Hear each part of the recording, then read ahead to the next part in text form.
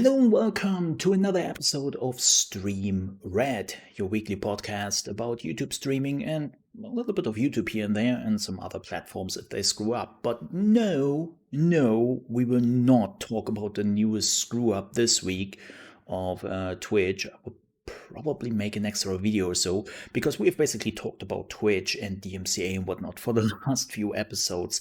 And if I'm continuing this, I can just call it the Twitch DMCA podcast. And well, that's not really what this is for. So today we actually have a YouTube topic. Believe it or not, yes, a real YouTube topic. And this is helpful for streamers and YouTuber at the same time. And this is about keywords, what you put in your title, your thumbnail, descriptions, tags, and how to boost your numbers. Now, let's talk about the first part here, which is kind of important, and that is, well, the thumbnail. The thumbnail is one of the first things people might see. And a good thumbnail can mean the difference between a person hovering over your video, not clicking, but hovering over it and just moving on. So, getting a good thumbnail is important. What is a good thumbnail? A lot. The answer is a lot. Like, it can be so many different things. I know what a lot of people do nowadays is this thumbnail. Let me show you. You know, the gapping mouth, which looks more like somebody is ready to do some mouth work. But that is like the shocking thing is what I see the most. The problem is everybody is doing it at this point, and we just have like millions of YouTubers having this thumbnail.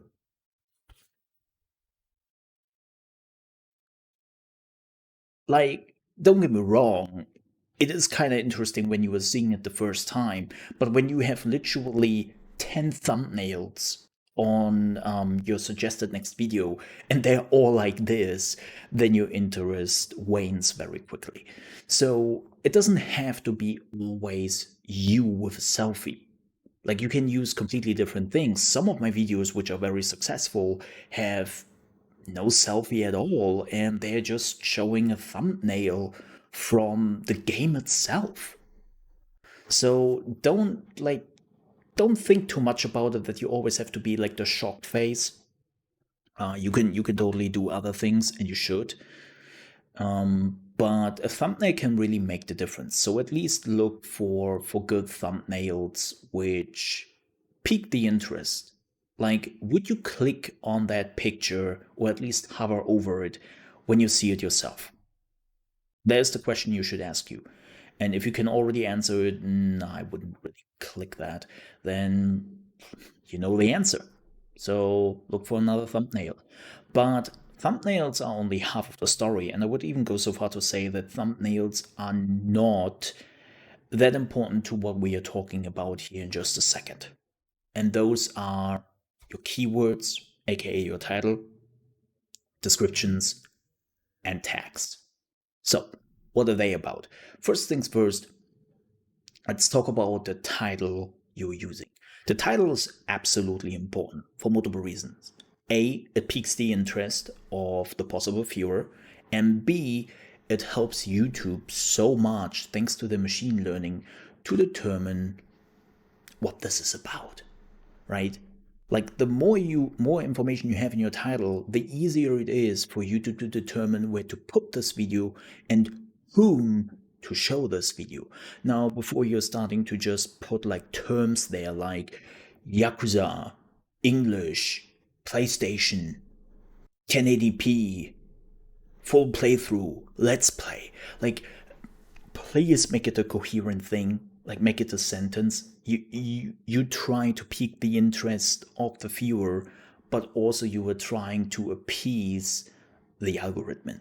So if you were just focusing on the algorithm, then the viewer is looking at this and is like, what the hell is that? Like, make it coherent. And if you're like, yeah, but how do I really know, like, which words will work for me? Well, there are two ways to basically figure that out.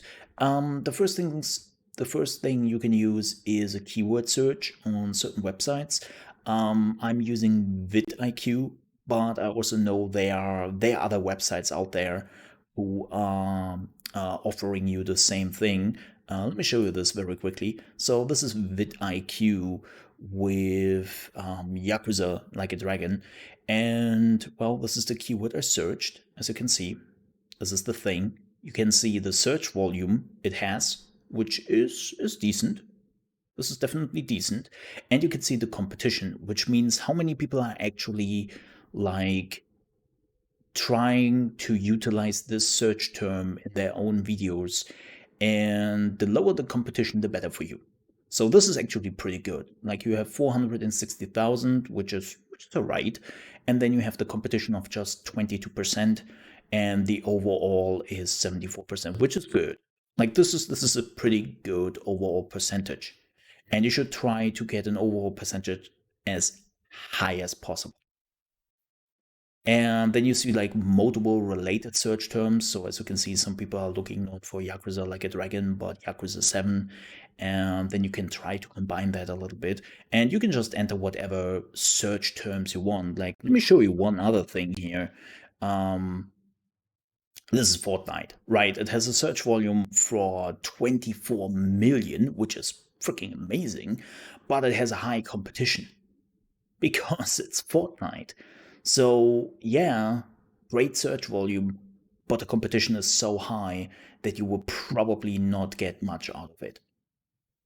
And the same goes, of course, for like Fortnite Battle Royale. Like most people don't even search for Fortnite Battle Royale, and the competition is very high, and so this doesn't do much for you.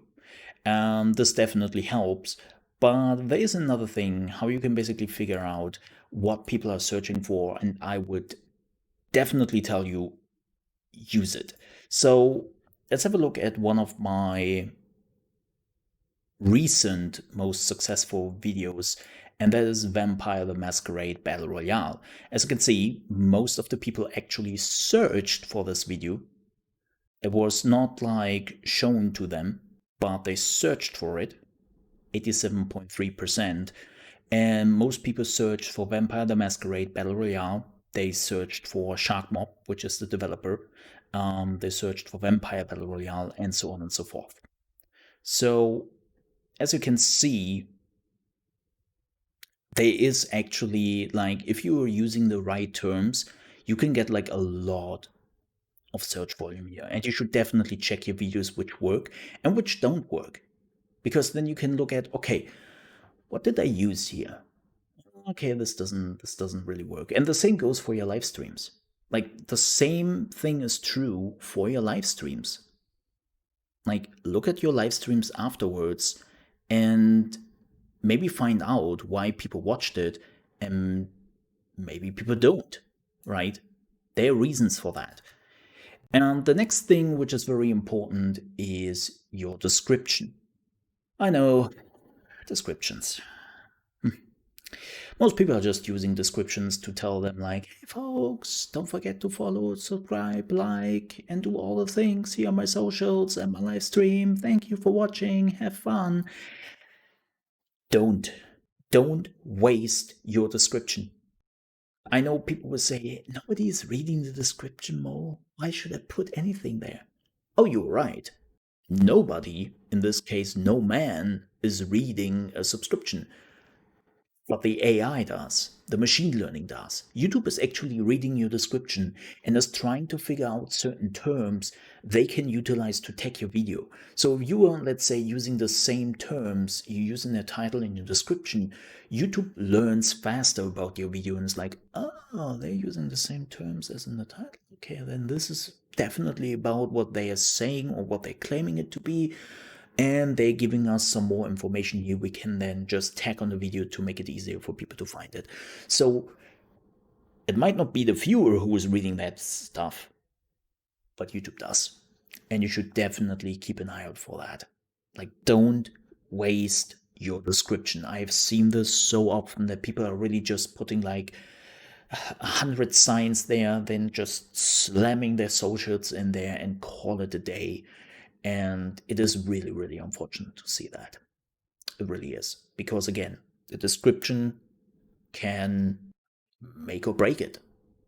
So take care of that thing. Now, the next thing are tags. Tags have been a huge thing on YouTube for the recent years. Like tags are super duper important. Not anymore. A few months ago, it seems like YouTube has nerfed, yes, I'm using a gaming term here, has nerfed how tags are actually used and how important tags are to find videos on YouTube. Like it seems like they moved a lot of that power tags had to the description and to the title and less to the tags. And why they did it and how it exactly works, I cannot tell you. Nobody really can. But it isn't as strong anymore as it was. With that said, that doesn't mean it's useless. Definitely put words in where you know that people will write them wrong. Assassin's Creed, I'm looking at you. You won't believe how many people are writing Assassins wrong. And so you should definitely put some variations in there. What I also like to do is I'm trying to use tags which I don't really can put in my title or in my description, right? That at least YouTube has some idea about what is going to happen here. Again, they're not useless, but use the important tags for your title and your description, and then everything else which is coming to mind, put that into your tags. And that should help to boost or at least give you a chance to be found by viewers. I know it sounds relatively simple, right? And people will be like, okay, well, that is easier than expected. It is. You just have to know where to find it and what to look for. And again, it takes time. Like it's not like just because you have like the best thumbnail in the world, you have the best text, the best title, the best description. That doesn't guarantee you that thousands and thousands of viewers or even millions of viewers are coming into your channel. Because the problem is sometimes it's just the timing. Timing is also super duper important. I have learned that with my Vampire the Masquerade Battle Royale video I just showed. Like, I basically released that video with the right tags when the news was hot, right? Like, they basically just announced it like 20 minutes ago, and I was there with the video. And people cared for it. Like, sometimes it is so important to be there at the right time, at the right place, with the right video. And that doesn't happen always the time. Especially depending on what kind of videos you were doing, right? Like, keep that always in mind. And one more important thing I can tell you, look out for what other YouTubers do. Maybe other streamers do. I know we don't want to be too competitive, but sometimes it really helps to learn to see what they are using. Like, that doesn't mean you should copy them one to one. Like, that's not what I meant.